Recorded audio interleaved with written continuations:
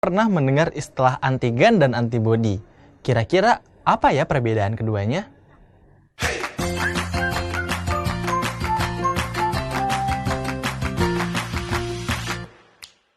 Halo teman-teman, balik lagi dengan saya Kak Irham. Kali ini kita akan belajar mengenai imunitas. Nah, kalian pasti sering dengar ya istilah bahwa jangan sering main ke sana, nanti gampang sakit. Jangan hujan-hujanan, nanti sakit atau sejenisnya. Nah, itu ada benernya juga teman-teman, karena di sekitar kita itu banyak hal yang bisa membuat kita sakit. Ada bakteri, virus, ataupun benda asing lain dari luar tubuh kita. Tapi ternyata teman-teman, tubuh kita tuh nggak selemah itu. Nggak kena bakteri, sakit. Ada virus terus sakit, tepar. Nggak kayak gitu. Tubuh kita itu istimewa, kuat banget, karena kita memiliki yang namanya antibodi. Oke, apa sih antibodi? Dan di judulnya ada tulisan antigen. Apa itu antigen? Apa itu antibodi? Nah, kakak bakal jelasin satu persatu, dimulai dari antigen dulu. Jadi, antigen ini nama lainnya adalah imunogen. Nih, kakak tulis. Nama lain antigen ini adalah imunogen. Oke ya. Imunogen atau antigen ini merupakan suatu zat yang merangsang respon imunitas untuk menghasilkan antibodi. Oke ya, kakak ulangi. Antigen atau imunogen ini adalah zat yang merangsang respon imunitas untuk menghasilkan antibodi. Oke, contohnya apa kak? Contohnya itu kalau misalnya ada yang namanya peptidoglikan di dinding sel bakteri. Nah, kalian kalau udah belajar tentang pewarnaan sederhana, kan tahu ya ada bakteri positif negatif. Itu dilihat dari peptidoglikannya. Itu adalah contoh dari antigen. Kemudian antigen ini teman-teman dibagi menjadi memiliki dua bagian. Ada yang namanya hapten. Hapten ini merupakan suatu molekul kecil yang bisa menginduksi produksi antibodi. Oke, jadi bagian yang membuat si antibodi ini terproduksi adalah hapten. Oke ya, dengan syarat kalau misalnya dia bergabung dengan molekul besar. Jadi nggak bisa kalau sendirian, harus bergabung dengan molekul yang besar. Contoh dari hapten ini adalah obat dan antibiotik. Nah, udah mulai kebayang ya tentang si antigen ini. Oke, nah tadi kan baru bagian pertama. Kemudian sekarang bagian kedua dari antigen ini ada yang namanya determinan antigen atau nama kerennya epitop. Oke, tadi hapten, epitop. Ya, ini epitop. Epitop itu tugasnya membangkitkan respon imunitas. Oke, dia akan membangkitkan respon imunitas di mana suatu antigen itu biasanya memiliki dua atau lebih epitop. Oke ya, jadi punya dua atau lebih epitop. Oke, itu adalah antigen. Oke, ingat antigen itu terdiri dari dua bagian ya. Nama lainnya imunogen ini. Nama kerennya. Oke, sekarang kita masuk ke antibodi. Antibodi ini nama lainnya adalah imunoglobulin. Nih, kakak tulis. Antibodi ini imunoglobulin. Kalau misalnya kalian dengar istilah imunoglobulin, gak usah bingung. Maksudnya adalah antibodi. Oke ya, antibodi ini merupakan suatu protein yang dihasilkan sebagai respon terhadap keberadaan suatu antigen dan akan istilahnya bereaksi dengan antigen tersebut. Oke, intinya si antibodi ini adalah suatu zat yang nanti akan merespon keberadaan si antigen. Jadi antibodi merespon antigen. Oke, kemudian nanti akan bereaksi. Nah, antibodi di tubuh kita itu, dia ada macam-macam. Kita singkat aja, dia kan imunoglobulin. Jadi kakak boleh dong nyingkat dia jadi IG. Oke, IG. Nah, biar gampang. Oke, imunoglobulin ini teman-teman, dia ada beberapa jenis. Oke, kakak bagi di sini ya. Yang pertama itu ada yang namanya imunoglobulin G. Berarti disingkat jadi IgG. Oke, ada di sini. IgG. Imunoglobulin G. Nah, imunoglobulin G ini dia adalah antibodi yang menembus plasenta. Loh, dengar kata plasenta berarti ini terkait dengan ibu yang hamil. Ada di dalam ibu hamil di mana dia bisa menembus plasenta untuk memberikan imunitas pada bayi. Jadi keywordnya nih buat IgG ini adalah ibu kepada bayi. Oke, jadi ini adalah antibodi dari ibu kepada bayi. Ibu pada bayinya. Oke, jadi kalau misalnya kalian bertanya-tanya, apa sih hadiah terbesar dari ibu kita? Ini, yang pertama. Sejak kalian masih dalam kandungan, kalian sudah diberikan yang namanya antibodi, supaya kalian nggak sakit. Oke ya. Kemudian, ada yang namanya imunoglobulin A. Tadi G, sekarang A. IgA. Oke, IgA ini merupakan imunoglobulin yang terdapat pada zat sekresi. Zat sekresi itu berarti zat yang dikeluarkan tubuh dan bisa istilahnya dia dimanfaatkan kembali. Oke, intinya dia itu memiliki manfaat dikeluarkan oleh tubuh. Contoh zat ekskresi itu keringat, air ludah, dan air mata. Oke, jadi kalau kalian ditanya apa itu IgA, ingat aja sekresi. Oke ya, IgA adalah sekresi. Oke, zat yang disekresikan bisa dibilang sebagai sekret. Oke, sekret. Oke, pakai K ya. Kalau pakai C artinya rahasia. Nah, ini sekret pakai K. Oke, kemudian ada imunoglobulin M. Disingkat jadi IgM. Oke, imunoglobulin M ini adalah imunoglobulin yang pertama kali tiba di lokasi infeksi. Jadi kalau kalian nggak sengaja ketusuk sesuatu, kemudian atau tersayat sesuatu dan terjadi infeksi, maka yang pertama kali tiba adalah IgM. Dia gercep banget, gerakannya cepat banget. Ada infeksi langsung ser. Oke, kok bisa sih cepat banget? Iya, karena IgM ini dia terletak di pembuluh darah. Jadi kalau misalnya tiba-tiba kalian ketusuk sesuatu, infeksi, dia kan di pembuluh darah dong. Tinggal ngikut aja sama pembuluh darah, ser. Cepet dong.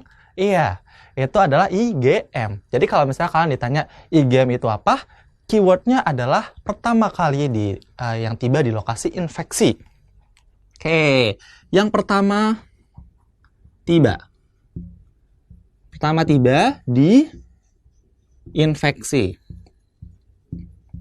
Oke, ingat ya kalian jangan pusing-pusing. Ini tuh gampang banget, mudah banget. Keywordnya udah kakak kasih tahu. Oke ya. Kemudian ada yang namanya imunoglobulin D. Nah, kita singkat jadi IgD. Bukan instalasi gawat darurat ya, ini imunoglobulin D. Oke, dia terdapat di limfosit B. Limfosit B. Apa sih Kak limfosit B? Tenang aja, kalian gak usah pusing. Ini gak dibahas kali ini, dibahas pada video berikutnya. Oke ya. Kemudian ada yang namanya imunoglobulin E. Disingkat jadi IgE. Nah, IgE ini dia terdapat memiliki reseptor sel mast dan basofil. Jadi keywordnya dia terdapat di reseptor sel mast dan basofil. Nggak usah pusing, ini juga nggak bakal dibahas kali ini. Dibahas di video berikutnya. Jadi keywordnya adalah sel mast dan basofil. Sel mast dan basofil. Kak, susah Kak buat ngafalin jenis imunoglobulin. Oke, Kak kasih deh buat rumus cepetnya biar kalian gampang ingatnya. Ingat aja GAMD. GAMD berarti imunoglobulin G, imunoglobulin A, imunoglobulin M, imunoglobulin D, dan imunoglobulin E. Jadi kalau di soal, kalian takut nih kejebak, ini ada nggak sih imunoglobulinnya? Ingat aja kata GAMD. Oke ya, GAMD. Oke, ini adalah jenis-jenis imunoglobulin. Nah, tadi kan di awal kakak ngomong ya soal si antibodi yang dia bakal diaktifkan oleh antigen. Berarti nanti bakal terjadi yang namanya interaksi antara antigen dan antibodi.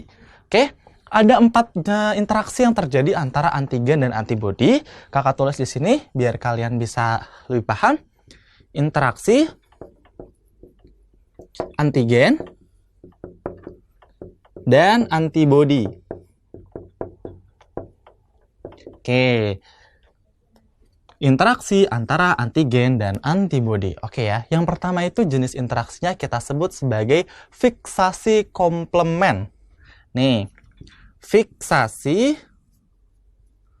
komplement. Oke ya. Fiksasi komplement. Fiksasi komplement ini bukan nama lain ya. Yang namanya fiksasi komplement ini adalah aktivasi sistem komplement oleh kompleks antigen dan antibodi. Intinya kayak gini deh. Kalau misal interaksinya itu berupa fiksasi komplement, artinya akan ada yang diaktifkan oleh antigen dan antibodi. Oke ya. Nah, efek dari yang namanya fiksasi komplement ini ada 3. Oke, ada yang namanya opsionisasi. Opsionisasi ini artinya meningkatkan pertautan makrofag. Oke ya, makrofag. Nggak usah pusing-pusing. Ini nggak dibahas di video kali ini. Kalian cukup tahu aja dulu.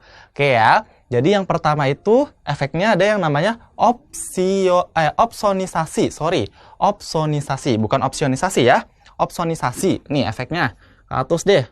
Opsonisasi. Oke, opsonisasi. Dia akan meningkatkan pertautan di makrofag. Oke, pertautan makrofag. Nggak usah bingung-bingung, ini nggak dibahas kali ini. Oke ya. Kemudian efek yang kedua, bisa terjadi yang namanya sitolisis. Sitolisis. Nah, sitolisis ini teman-teman, dia bisa dibilang menghancurkan pada yang namanya sakarida. Jadi bisa dibilang dinding selnya lisis.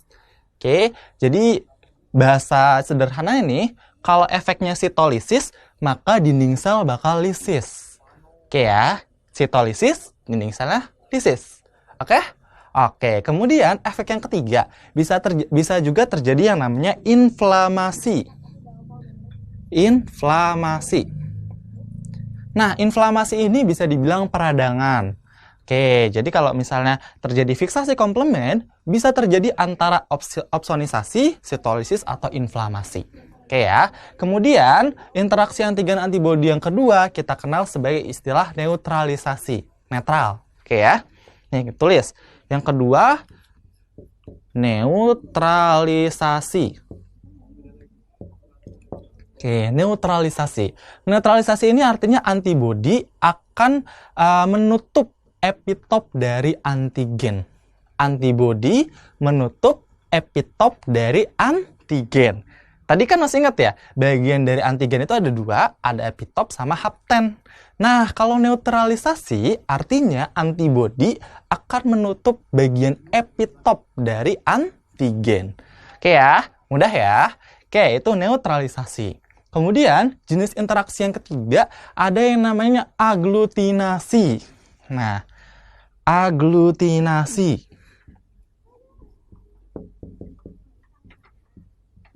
Kalau misalnya di darah kan kalian mendengarnya aglutinin. Nah, kalau ini bukan aglutinin, tapi aglutinasi. Nah, aglutinasi ini artinya satu antibodi itu memiliki lebih dari satu sisi pengikat.